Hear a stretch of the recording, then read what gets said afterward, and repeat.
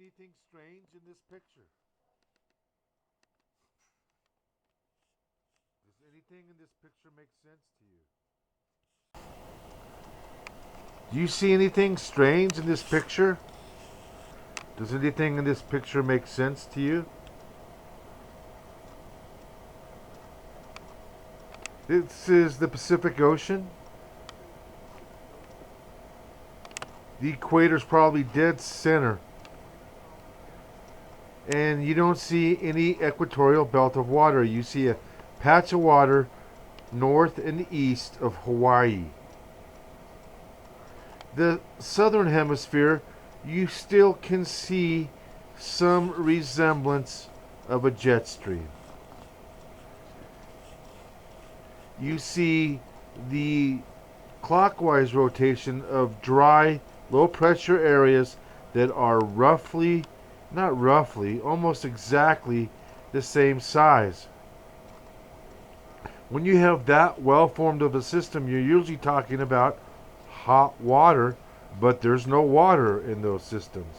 The northern jet stream is more of a series of question marks, apostrophes. Some people look at them as commas. They're hooks, candy canes, whatever you want to call them. They're all counterclockwise rotating low pressure system. These low pressure systems have changed the entire global weather pattern. They are consistently showing up in the same latitudes, the same size, the same strength, and literally creating weather patterns that are sustainable. Now, we're going to feature Australia here in a day or two about what's happening down there. Because a lot of times what happens there is kind of a precursor to some of us in the northern hemisphere. But when you look at the amount of water on the equator, there is none. There's a patch of water. When we go up to the systems that are driving the weather, you'll see a major low pressure system that always seems to be forming here. And the back sides of these low pressure systems have a tendency to dry out, flatten out, and push against incoming storms. This is an incredibly fast rotation you see right here in front of you, down at the bottom of your screen. That is incredibly well formed, but were it not for the system in front of it, the back side always like a weed eater just eating away. Well, that's consistent with what's happening on the West Coast. You see, again, a really well organized, very powerful low pressure system that is dry. And it's so strong that it's pulling water up from the equator and sending it up to Greenland. That should just shock you. The backside rotation, as you can see, intercepts the water that's incoming. Waves and waves of atmospheric water pouring into Northern California. They get cut down like there's a weed eater there, like there's a fan there. The Northern California border right here, and you can see almost always no moisture gets into California. When we go over to the East Coast, we'll check out what's happening there. Again, here's the equatorial belt of water. Supposed to be a belt of water. It's again a patch of water, supposed to be traveling right to left, as was the western equatorial belt of water. But in the Atlantic, we see again water being pulled up in the wrong direction. Instead of going right to left, it's left to right, but being pulled up into the far reaches of the northern hemisphere.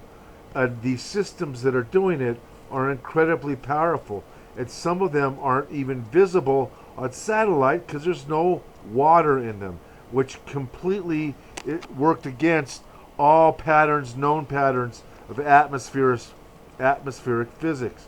But I want to show you, this is the entire Gulf of Mexico and the entire Caribbean, and then the central Western Atlantic, all three oceans, not a cloud in them. Not a cloud. The entire country of Mexico, not a cloud. The equatorial belt of water, the only way we even see a belt of water is off the coast of Brazil, and we see that water is always going the wrong direction and being pulled up from the equator. But at least that water gets there, and when it disappears, just in a matter of days, it reforms due to evaporation. But that is anybody who studied atmospheric water and atmospheric systems and atmospheric patterns, not to see an equatorial belt of water going around the globe should come as a complete and total shock to you. Dead central is Brazil and northern South America, lower Central America. Those places have been getting rained on every day. The rainforests are being saved by this rain here. You can't burn too many fires. You can't cut and burn as well. And every single day, Brazil looks like that. They do have problems with flooding, some flash flooding, because those are thunderstorm type activity. But when you look at the entire globe, I mean, it's right here in front of you. It's really hard to make sense of what you're seeing. There's no northern jet stream. There's a poorly constructed southern jet stream. And then look at here, right here at the bottom of your screen. Do you see that incredibly small but powerful and well-formed system? Well, that system a day ago was up here and was still playing a role in pulling water off the equator. That system was dry, but again, that's very contradictory to weather patterns, because hot water evaporating in the ocean is what's supposed to create those spinning systems. And to have such a well-formed eye and not be a hurricane is a new phenomenon. These weather systems were mainly spirals. They were not and did not have well-formed centers that were very, very, very visible on the satellites. So this is Greenland up here. This is the coast of Canada there. And what I want to show you is at the very bottom, there's that system. And you can see the backside of the rotation, the 9 o'clock, 10 o'clock position, mows down water. And it presses. It creates high pressure on the back, low pressure on the front, and squeezes these systems that were spherical. They're spherical coming out of the United States. They're spherical coming out of Canada. But once they get up towards Greenland, they get stretched out. The day before, we had this same pattern. You see the question mark, elongated water just coming right at Greenland. And then we have this system on the left that's nice and spherical, but a day later, it's already starting to elongate. And the elongation is from the backside pressure from these extremely, incredibly, unbelievably powerful low pressure systems that are their backside squeezes the front side of the northern systems. And this puts Great Britain and the coast of Spain and Morocco and the northern coast of Africa in the direct crosshairs of the storms. Now, 2 days ago, this is Gulf of California. Here's the Gulf of California. There's Baja, and here's the coast of California. And what we see here is one of those systems that has apparently shifted over in just a day. But you can see how when it's parked over California, the backside is usually dry and mows down any moisture coming into California. Meanwhile, pulling water up and away from Hawaii and the Hawaiian Equatorial belt of water, which is supposed to be a belt of water traveling right to left. Instead, we have a patch of water traveling left to right and northward. So whether you're looking at the Gulf of Mexico, the Caribbean, the Atlantic, a major part of the Pacific, not a cloud, not a cloud in the sky. And these circular, counterclockwise, rotating, low pressure systems that are dry are running the Earth. We looked over at above Utah and Idaho to try and see that rotation that's mowing down the moisture coming into Northern California. And when we pull back a little bit, here's the coast of California right here. But when we pull back a little bit, you'll see that no way is water getting into California. Oregon, Washington get water, but never, and I mean never, does California. And just the day before, again, you can see that low pressure system working its way down to Baja. It kind of like disappeared overnight, but it didn't disappear. It's such a dry system that when it moved over Arizona, which had really high winds today, you couldn't visualize it on the satellite. And when we look at all of North America yesterday, you can see the spherical system coming out of Canada, soon to be compressed and elongated like the one in front of it. You'll see that, perfect spirals, perfect spherical systems that are dry. And generally what creates those in the first place is hot moisture rising. But it has mowed down and pushed off and completely eradicated the moisture that is trying so hard to push into Northern California.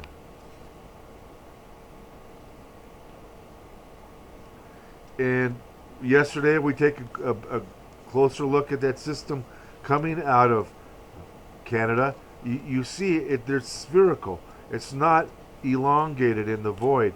This one is elongated in the void. You see a very long trail of water running south to north. Come on, don't tell me our jet streams are no longer running parallel to the equator. And then today we look at what's going on with these weather systems, and actually this is yesterday, and you can see the coast of California. You can see that rotating system just pushing on its backside rotation, pushing all the moisture away from the west coast. And this has been a pattern that, if you've seen our videos on the weather, if you've seen the videos on our weather just 2 months ago, they would look almost identical to what I'm showing you today, with one exception: what used to be moisture in the Caribbean. Remember all those tropical storms and all the hurricanes. But this final image, this final capture, is of yesterday, and showing you how powerful that backside rotation is on the west coast, and how the overall counterclockwise rotation is pulling water north and pushing water off of the coast of California. But the one thing I cannot emphasize more is the use of these low pressure systems that are always the same size. They're carrying roughly the same low pressure. They're drawing from, all of them are drawing from the equator and yet they're relatively dry. You shouldn't have a system that well formed. You shouldn't have a system that well formed without water.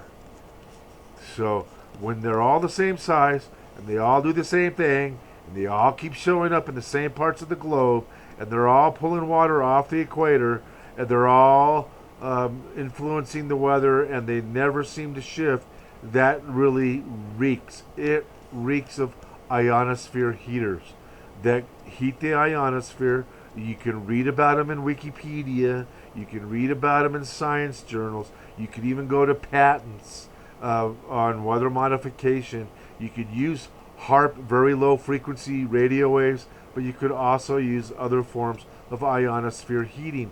Microwaves, radio waves, even sonic waves, and now trillion-watt lasers as admitted to by physicists. All of these can be used in conjunction to create incredible uplift, incredible low pressure, and when you create uplift and low pressure in the northern hemisphere, you create a low pressure system that spins counterclockwise. In the southern hemisphere, they spin clockwise. And you keep seeing these over and over and over and over again, and they just appear out of nowhere, and they're always in the same place, and they're always doing the same thing. You have to question if they're using those trillion-watt lasers, the very low frequency radio waves, and microwaves. All of that has been documented as being very real weather modification, geoengineering technology. Until next time, be prepared, not scared.